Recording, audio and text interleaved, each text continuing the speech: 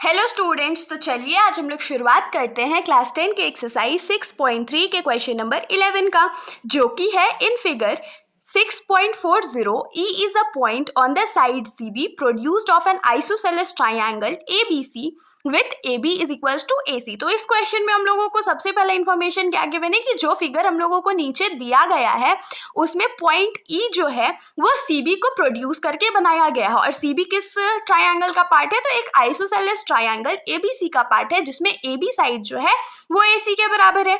आगे हम लोगों को क्या बोला गया है कि इफ AD जो है वो परपेंडिकुलर है BC पे और EF जो है वो परपेंडिकुलर है AC पे, तो हम लोगों को ये प्रूव करके शो करना पड़ेगा कि ट्राइंगल ABD जो है वो ट्राइंगल ECF के सिमिलर है। तो अब हम लोग करेंगे कैसे इसको? तो सबसे पहले हम लोग क्या करते हैं, तो फिगर पे ध्यान देते हैं। तो हम लोगों को फिगर में क्या बोला गया था कि ट्राइंगल ABC जो है वो आइसोसेलेस है, मतलब कि AB साइड जो है वो CF साइड के बराबर है। ठीक है, उसके आगे हम लोगों को क्या बोला गया कि AD जो है, AD किस पे परपेंडिकुलर है? तो BC पे परपेंडिकुलर है, और EF जो है, EF ये वाला जो लाइन है वो AC पे परपेंडिकुलर है। और हम लोगों को प्रूफ क्या करना है कि ट्राइंगल ABD जो है, ट्राइंगल ABD मतलब ये वाला पोर्शन का जो ट्राइंगल है वो किसके सिमिलर है? तो ट्राइंगल ECF के सिमिलर है, ये वाले ट्राइंगल के सिमिलर है। तो देखिए क्वेश्चन देखने में डिफिकल्ट लग रहा होगा, लेकिन ये डिफिकल्ट है नहीं। अब हम लोग इसको करेंगे कैसे? तो हम लोग जानते हैं कि अगर हम लोग को दो ट्राइंगल्स को सिमिलर प्रूफ करना है तो हम लोगों का एटलीस्ट 2 एंगल्स उसमें इक्वल होने चाहिए। तो एक एंगल तो आपको और मेरे को भी दिख रहा है कि इक्वल है। कौन सा एंगल इक्वल है? तो देखिए इस ट्राइंगल में, ट्राइंगल ABD में ये वाला ट्राइंगल एंगल 90 डिग्री है, और ट्राइंगल EFC में ये वाला एंगल 90 डिग्री है। तो एक एंगल तो हम लोगों को इक्वल मिल गया। दूसरा एंगल हम लोग कहाँ से लाएंगे? क्योंकि और तो कोई ऐसा एंगल हम लोग को नजर नहीं आ रहा है जो इक्वल होगा।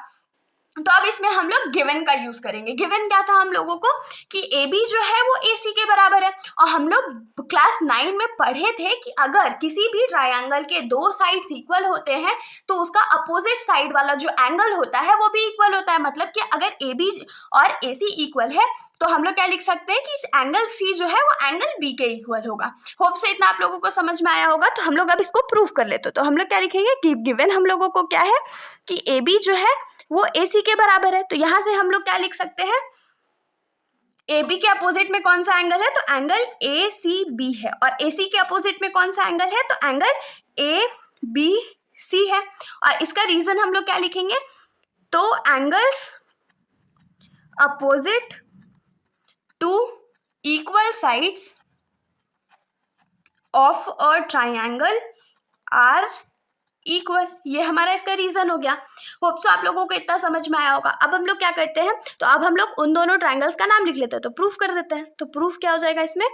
In triangle ABD and triangle ECF, इन दोनों ट्राइंगल में सबसे पहले हमने 90 डिग्री का एंगल लिखना है, मतलब ये वाला एंगल और ये वाला एंगल का नेमिंग कर लेना है। तो हम लोग क्या लिखेंगे कि एंगल ADB जो है वो किसके बराबर है? तो एंगल EFC के बराबर। और रीजन में क्या लिखेंगे? तो ईच 90 डिग्री, दोनों का वैल्यू कितना है? तो 90 डिग्री है।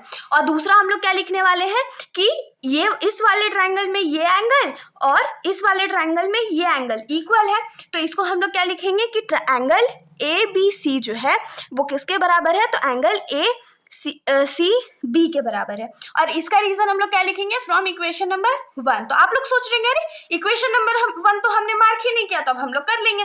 जैसे कि यहाँ पर पहले एंगल ABC हमने लिखा है, तो इसको हम लोग क्या लिख लेंगे कि एंगल ABC जो है वो एंगल ACB के बराबर है। इसको बस इधर भेज दिया और इसको इधर भेज दिया, और इसको हम लोग अज्यूम कर लेंगे इक्वेशन नंबर 1। अब तो यहाँ पर ये फुलफिल हो गया। तो अब क्या लिखेंगे कि देयरफॉर बाय AA सिमिलैरिटी